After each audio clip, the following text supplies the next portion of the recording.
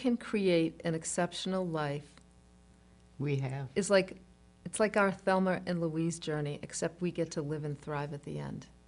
One of the things we did that I thought was really brave and really fun was to decide on letting the book reveal itself over time instead of coming up with an outline or a plan like we've normally done with past books. This will be the chapters. Exactly. No. We did none of that. We just We said, began.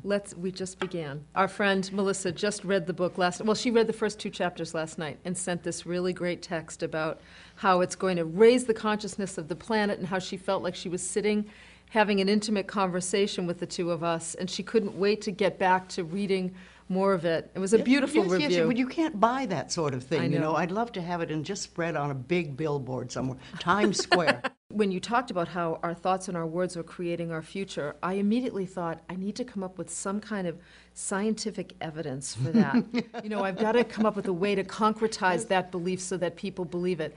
That's when we interviewed Bruce Lipton. Yes, we talked to Bruce Lipton, who... That was fun. It was. He really made the scientific argument. But as I went along, I realized, wait a minute, the stories that have occurred in our own lives are evidence enough.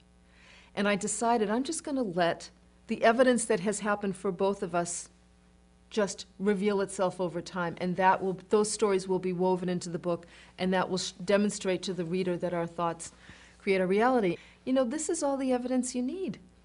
When you start paying attention to what you think and what you speak and the actions you take and the energy you put out into the world, life will give you complete evidence that it loves you. Absolutely, yes.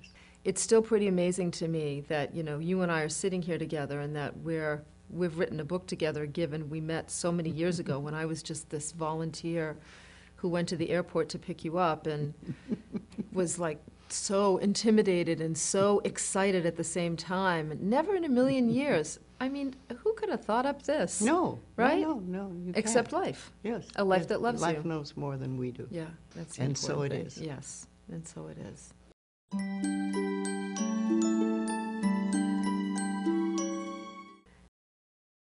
If we could get people just to thank their bed when they wake up. Yes, and then go to the mirror and say, I love you. I really, really love you. No matter what you look like, first thing in the morning. Because it's not the outer look you're talking about. It's the little child inside you're connecting with.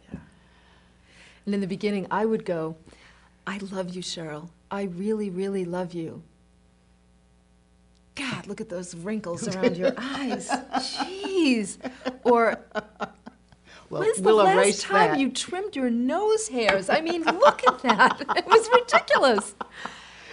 Really, and now... See, you can do that without putting yourself down. I mean, trim the nose hairs. Okay, so tell me how to say, I love you, and I'd love to trim your nose hairs. Like, go ahead, do that affirmation really beautifully. You could pull it off. Go ahead. Go ahead, I want to hear that. Oh, it's time again. Get the nippers. Here we go. Get the nippers. Oh, my God. And for those of you who are very young, you will come to that day. Exactly. And you get to love your nose hairs. You can do that. You can do anything. All right, don't get me started with all the parts that you've talked about loving.